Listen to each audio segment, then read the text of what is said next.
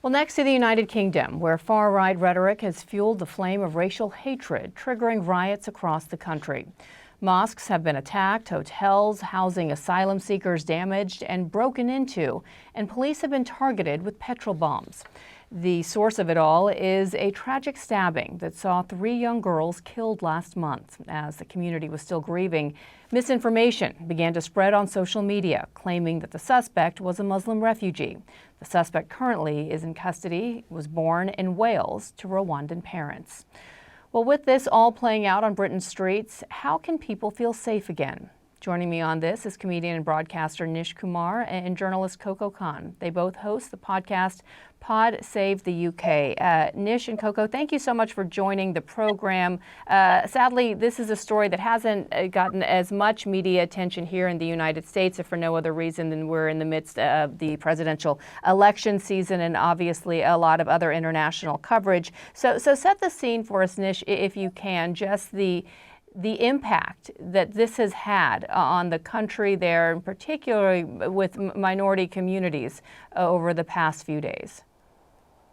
I think I think it's been a terrifying week for minority communities. I think, the WhatsApp groups are filled with very concerned people.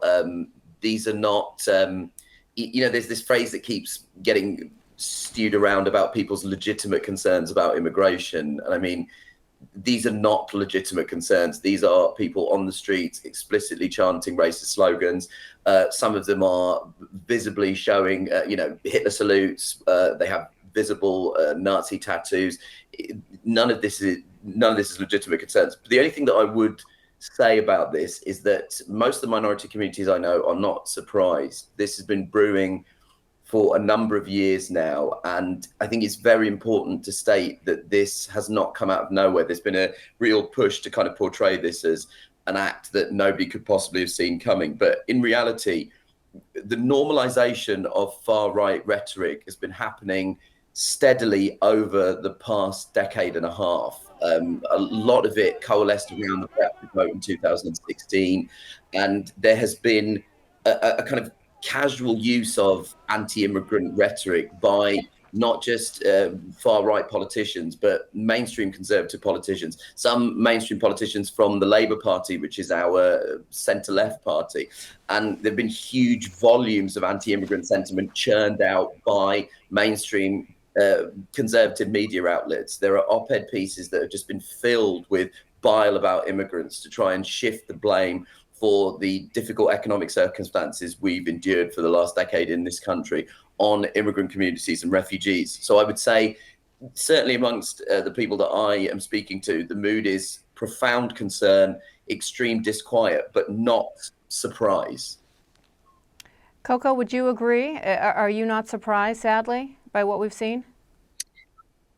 No, I'm not surprised. I mean, as I think Nish articulated very well there, we've seen a drip feed of anti-immigrant sentiment for many, many years. It's almost like an ecosphere of politicians saying it, repeated in certain sectors of the press. And then, of course, you have the social media aspect and how certain platforms, elevate these extreme views. I think there is a lack of distinction between migrants, asylum seekers, and just people of colour. And I think there has been an unwillingness to try and create separation between those things. I think it's been politically expedient, particularly for the Conservative Party that's been our ruling party for 14 years until relatively recently. I think it's been politically expedient for them to tap into these racial anxieties and not make distinctions about people who are born here, people who are legally here because they need to do a job in our NHS or prop up our failing university system and so on and so forth. So I think it's been a long time coming. I think that probably the surprise element of it, if there is indeed any, was the organisation of it. Like, not to trade in stereotypes about, like, let's be honest, like a mob of people that aren't that different to football hooligans, who we know very well in Britain.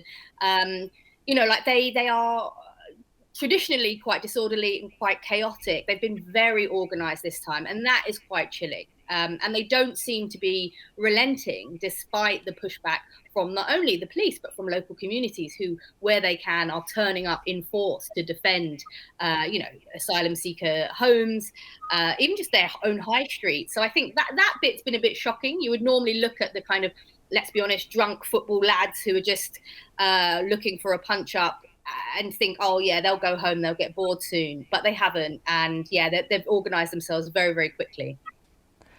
And Nish, this has been a real test, you could say, for the new government here, for this new prime minister the past few weeks. How has the newly elected Labour Party, in your view, handled what we've seen on the streets? Because there has been criticism that action wasn't taken soon enough. Yes, I think there is some disquiet about the way that it's been handled and the initial reluctance to give what this is a name, which is explicitly Islamophobic and racist rhetoric that's coming out of these mobs. I think it definitely presents a massive challenge for Keir Starmer, and Keir Starmer has sort of run on a platform of being strong on law and order. He is a former prosecutor, and that's a big part of the record that he ran on for Prime Minister. He has now come out and made a sort of unequivocal statement condemning what he called the kind of thuggery, the far-right thuggery of a lot of these groups. And he's also warned that there will be consequences, not just for the people participating in the riots, but for the people whipping up violence online. The challenge that presents is the challenge that is presented to so many governments around the world, which is how do you regulate these unaccountable tech platforms?